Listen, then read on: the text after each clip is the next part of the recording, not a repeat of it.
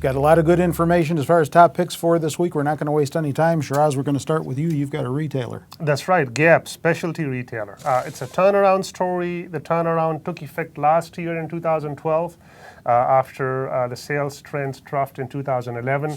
And my pick is a play on the turnaround theme continuing into 2013. They're doing an excellent job in managing their inventories and costs. The colored denim trends seem to be still in vogue. I see the commercials. Overall, the margin story is still in place, though the extent of the gains that we saw in 2012 will likely moderate a bit here. Square footage growth is back in vogue. Again, on the fashion thing, they've been cutting square footage for the last 4 or 5 years, and this is back in operations. We have the online business, where Gap was a leader in the late 90s, but then did not pay more attention to it. That is a key growth driver, as is international.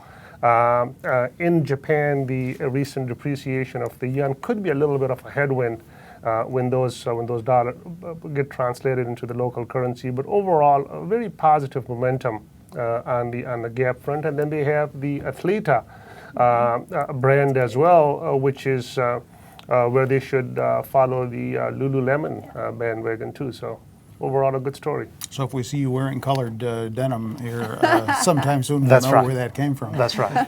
Tracy, we talked about transportation. Yep. In the previous segment, you've got a transportation services company. Yeah, Wabtec, ticker is WAB. They're Zacks number 2. They're trading at decent valuations, even though they're at basically 52-week highs. But what isn't these days? They're trading around 16, 17 times forward. That's not super expensive for a stock like this. They are expected to grow earnings another 12 to 13% this year. They're coming off of double-digit earnings growth, and it's because the railroad sector is doing so strong. Like globally, 40% of their revenue now comes from international sales. They make braking systems. That's their one key product, and they've been around forever, since the 1800s, basically. They are huge in their market. They have over 50% of North American sales in the braking systems are Wabtec braking systems.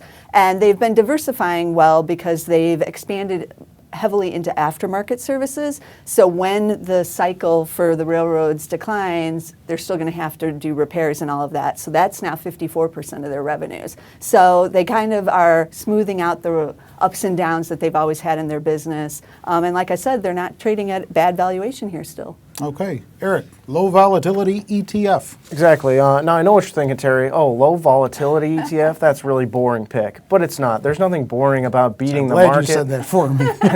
Nothing boring about beating the market so far in 2013. And over the past 1 year and 2 year periods, this fund has beaten out the S&P 500.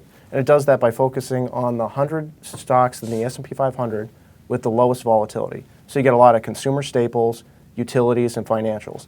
And all 3 of these industries are very favorably ranked with the Zacks industry rank, and the ETF has a Zacks ETF rank of 1, or strong buy.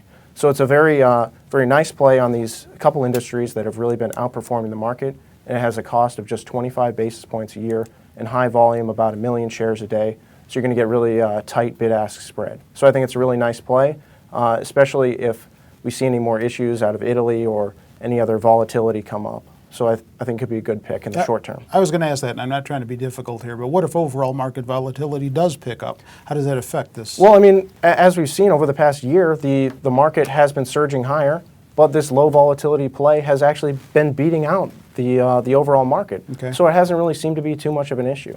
And my colleague Nina Mishra wrote a longer article about it. It's out on the site right now in the investment ideas section.